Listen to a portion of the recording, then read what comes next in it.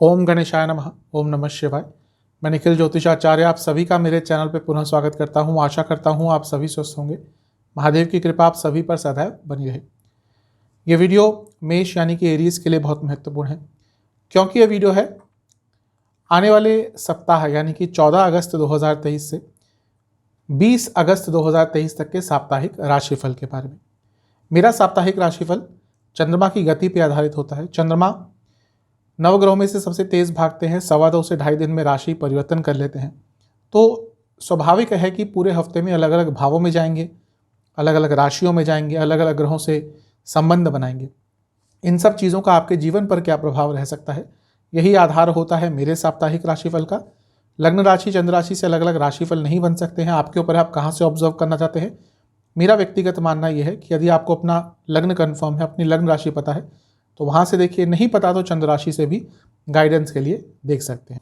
14 अगस्त सुबह के करीबन 4-5 बजे के आसपास चंद्रमा आपके चौथे भाव में यानी कि कर्क राशि में आ जाएंगे और 16 अगस्त शाम के करीबन 4:30-5 बजे तक उनका प्रवास यहीं पर रहेगा। चंद्रमा का चौथे घर में आना मिला जुला सा प्रभाव होता है, क्योंकि कारको भावनाशाय दोष लगता है तो फैमिली लाइफ के लिए बहुत अच्छा नहीं होता, मदर की सेहत के लिए बहुत शुभ नहीं होता और अपनी इमोशनल सेहत के लिए भी अच्छा नहीं होता। दूसरी चीज़ ये है कि यहाँ पर अमावस्या योग भी हो गया है, क्योंकि चंद्रमा सूर्य के साथ में है।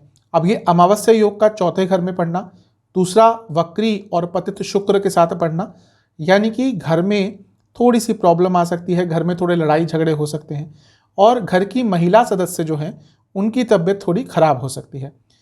मैं यही सजेस्ट करूँगा कि हफ्ते के शुरुआती भाग में अपनी तरफ से अपने घर में ज़्यादा चीज़ें मत बोलिएगा, कम बोलिएगा, आर्ग्यूमेंट्स को अवॉइड कीजिएगा और अपनी इमोशनल सेहत का बहुत ध्यान दीजिएगा, क्योंकि चंद्रमा आपके लिए चौथे भाव के स्वामी हैं।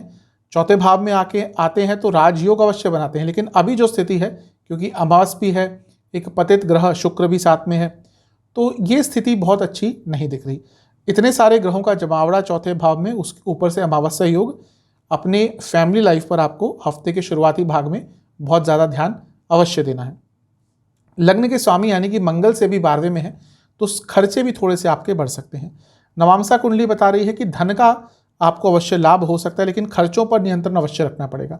दशांशा के हिसाब से फाइनेंस फील्ड में काम करते हैं, लाभ होगा। कार्य क्षेत्र में आगे बढ़ने के अवसर मिल सकते हैं। जहाँ तक लव लाइफ की बात है, कहीं ना कहीं ओवर थिंकिंग ज़्यादा चल रही है, इसके कारण रिलेशनशिप आगे नहीं बढ़ पा रहा है। इस पर काम करना पड़ेगा, विचार करना पड़ेगा। वैवाहिक जीवन एक्सपेक्टेशंस बहुत बढ़ गई हैं और ये वो समय है जब वो बढ़ी हुई एक्सपेक्टेशंस प्रॉब्लम क्रिएट करेंगी। जहाँ तक सेहत की बात है, इन्फेक्शंस, आंखों की प्रॉब्लम, पेट की प्रॉब्लम। स्टूडेंट्स बहुत शुभ समय है। कोई एग्ज़ाम है आपका या कुछ महत्वपूर्ण चीज़ है, कुछ कार्य अटक रहे थे, इन सब में कुछ ना कुछ अच्छा प्राप्त करने के लिए सर्वोत्तम समय है। सर्वाष्टक में आपका भाग्य स्थान बली है, ये एक बहुत अच्छी चीज़ है। बहुत ज़्यादा बली है सर्वाष्टक में आपका भाग्य स्थान, तो कहीं ना कहीं यहाँ से एक शुभता आ रही है, यहाँ से आपको कुछ ना कुछ अच्छा प्राप्त हो सकता है। 16 अगस्त शाम के करीबन 5 बजे चंद्रमा आ जाएंगे आपके पंचम भाव में, सिंह राशि में, और 19 अगस्त करीबन सुबह के 5 बजे तक उनका गोचर यहीं पर रहेगा। चंद्रमा का पंचम में आना अच्छा होता है, आपके लिए केंद्र के स्वामी है, त्रिकोण में राजयोग बना रहे हैं और अच्छी चीज़ है कि अमावस्या जो योग बना था उससे निकल जाएंगे चंद्रमा। और क्योंकि यहाँ पर मंगल के साथ है, मंगल लग्न के स्वामी है, तो ये समय बहुत अच्छा रहेगा, ये समय श्रेष्ठ रहेगा पूरे हफ्ते का। आगे बढ़ने के अवसर मिलेंगे, माइंड में क्लैरिटी आ जाएगी। जो प्रॉब्लम्स घर में आ रही थी हफ्ते के शुरुआत में, इमोशनल लेवल पर जो प्रॉब्लम आ रही थी, उसका भी अंत होगा। तो ये काफ़ी अच्छी चीज़ें दिख रही हैं। शनिदेव की दृष्टि है, विषयोग बन रहा है, लेकिन यहाँ पे देखने वाली बात यह है कि बृहस्पति की दृष्टि भी है और मंगल साथ में बैठे हैं चंद्रमा के, इसलिए जो विष योग है उसका प्रभाव बहुत ज़्यादा नहीं होगा। फिर भी हम ज्योतिष में किसी भी चीज़ को एकदम कैंसिल नहीं कर सकते। पंचम भाव से थोड़ी ओवर थिंकिंग भी हो जाती है, आइडियाज़ बहुत आएंगे, माइंड में क्लैरिटी भी रहेगी, लेकिन जैसे जैसे समय आगे बढ़ता रहेगा वैसे वैसे थोड़ी ओवर थिंकिंग भी होती रहेगी। इस चीज़ पर नियंत्रण रखिएगा। यहाँ पर बुध भी है साथ में और बुध तीसरे घर और छठे घर के स्वामी है। कम्युनिकेशन पर ध्यान दीजिएगा, सेहत पे भी ध्यान दीजिएगा। बाहर का खाना खाना थोड़ा इस टाइम पे अवॉइड कीजिएगा, क्योंकि मंगल 8वें घर के भी स्वामी है, लक्ष्मी स्थान में बैठे हैं। अचानक से धन के योग बन सकते हैं, ये भी एक अच्छी चीज़ आपके लिए दिख रही है। नवांसा कुंडली बता रही है कि अपॉर्चुनिटीज़ आजकल बहुत आ रही हैं, पर्सनल लाइफ में कहिए, प्रोफेशनल में कहिए, फाइनेंशियल में कहिए, लेकिन आप उन अपॉर्चुनिटीज़ का लाभ नहीं उठा पा रहे। इस पर विचार कीजिएगा। जहाँ तक दशांशा कुंडली की बात है, अगर आप ट्रैवल इंडस्ट्री से हैं, टूरिज्म इंडस्ट्री से हैं, इनसे जुड़ा कुछ कार्य करते हैं, लाभ होगा। जो स्टैग्नेशन आ गया था उससे निकलते हुए दिख रहे हैं।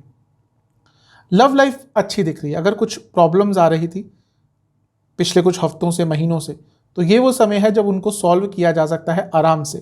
थोड़ा इनिशिएटिव लेना पड़ेगा, थोड़ा प्यार से बात करनी पड़ेगी, कम्युनिकेशन पर ध्यान देना पड़ेगा, चीज़ें ठीक हो जाएंगी। जहाँ तक वैवाहिक जीवन की बात है, इमोशनल लेवल पर एक कनेक्शन कम होता हुआ दिख रहा है इस टाइम पर भी। इस पर थोड़ा प्रयास आपको ही करना पड़ेगा। सेहत के हिसाब से रक्त विकार यानी कि ब्लड डिसऑर्डर, स्लीप डिसऑर्डर और पेट की प्रॉब्लम बनी रहेगी। जहाँ तक स्टूडेंट्स की बात है, देखिए थोड़ा अपनी संगत पर काम कीजिए। कहीं ना कहीं आपकी संगत में कुछ ऐसे लोग हैं जो आपको ग्रो नहीं करने दे रहे, और ये बहुत इंपॉर्टेंट चीज़ होती है स्टूडेंट के लिए। सर्वाष्टक के हिसाब से आपका फर्स्ट हाउस यानी कि पहला स्थान अत्यंत बली है। तो आपसे मैं यही कहूँगा, जो हफ्ते का मध्य भाग है ये आपके लिए शुभता लेकर आ रहा है, और अपने जीवन के जो कुछ काम जो आपके अटक से गए थे उनको हफ्ते के मध्य भाग में पूर्ण करने का प्रयास करेंगे तो आपको सफलता अवश्य मिलेगी। 19 अगस्त सुबह के करीबन 5 बजे चंद्रमा आपके छठे स्थान में आ जाएंगे, और यहाँ पर उनकी युति मंगल से दोबारा हो जाएगी, क्योंकि 18 को मंगल का भी राशि परिवर्तन हो गया होगा। और यहाँ पर चंद्रमा रहेंगे हफ्ते के अंत तक, यानी कि सप्ताह अंत तक चंद्रमा का यहीं पे प्रवास रहेगा। चंद्रमा का छठे घर में आना बहुत अच्छा तो नहीं होता, श्रेष्ठ नहीं माना जाता। मानसिक रूप से ज़्यादा प्रॉब्लम होती है, कुछ रुकावटें आती हैं, लेकिन चंद्रमा का छठे घर में आना कुछ पुराने अटके हुए कार्य पूरा करा सकता है, थोड़ी हिम्मत बढ़ा सकता है, थोड़ी संकल्प शक्ति बढ़ा सकता है। और दूसरी चीज़ यह है, यहाँ पे मंगल के साथ भी होती है। मंगल अपने आप में साहस पराक्रम के कारक है। तो हफ्ते का जो अंतिम भाग है, कॉन्फिडेंस अच्छा रहेगा। आप वो चीज़ कर पाएंगे जिसके बारे में बहुत लंबे समय से सोच रहे थे कि हाँ ये करना है, वो करना है, और वो करने की, वो कार्य पूर्ण करने की आप हिम्मत नहीं जुटा पा रहे थे। हफ्ते का अंतिम भाग उस संबंध में आपको अच्छे रिजल्ट अवश्य देने वाला है। यहाँ पे चंद्र मंगल योग भी बन रहा है, जो अपने आप पैसे के लिए अच्छा होता है। हफ्ते के मध्य भाग में भी बना था, क्योंकि चंद्र मंगल योग छठे घर में बन रहा है, तो कुछ पैसा जो अटका हुआ था आपका, वो इस टाइम पे वापस आने की उम्मीद आपके लिए बढ़ जाती है। मंगल यहाँ पे विपरीत राजयोग भी आपके लिए बना रहे हैं, क्योंकि 8वें घर के स्वामी छठे घर में है, और चंद्रमा इस विपरीत राजयोग को एक्टिवेट कर रहे हैं अपने दुश्मनों पर विजय पाने के लिए, अपने शत्रुओं को अपने रास्ते से हटाने के लिए, अपने जीवन में आगे बढ़ने के लिए। जो समय है आपका हफ्ते का अंतिम भाग वाला, बहुत अच्छा है, बहुत श्रेष्ठ है। ध्यान क्या देना है कि छठा भाव और चंद्रमा और लग्न के स्वामी मंगल सभी पाप कर्तरी योग में होंगे, क्योंकि एक साइड केतु, दूसरी साइड सूर्य। इसीलिए अपनी सेहत का बहुत ज़्यादा ध्यान आपको हफ्ते के अंतिम भाग में भी रखना है। लग्न के स्वामी भी हैं, चंद्रमा भी हैं, यानी कि मानसिक एवं शारीरिक सेहत दोनों का ही ध्यान रखना है। नवांशा कुंडली बता रही है गुस्सा थोड़ा ज़्यादा रहेगा, अपने गुस्से पर नियंत्रण रखिएगा। दशांशा के हिसाब से यदि आप कम्युनिकेशन बेस्ड या फाइनेंस बेस्ड काम करते हैं, लाभ होगा।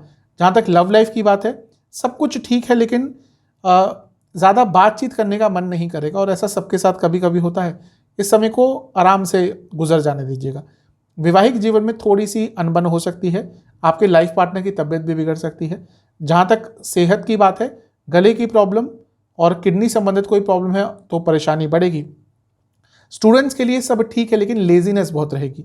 सर्वाष्टक में आपका तीसरा भाव अत्यंत बली है, तो हफ्ते के अंतिम भाग में यात्रा के अचानक से योग बन सकते हैं। उपाय के स्वरूप में आपको बजरंग बली को घर में बनी किसी भी मिठाई का भोग लगाना है, उनको कोई भी लाल कलर के फूल अर्पण करने हैं, और ओम पवन पुत्राय नमः मंत्र का 108 बार जाप करना है। आशा करता हूँ कि वीडियो आपके काम आएगी। चैनल पर यदि आप नए हैं, सब्सक्राइब कर लीजिए, वीडियो को लाइक कर लीजिए। मिलता हूँ अगली वीडियो में, तब तक के लिए ओम नमः।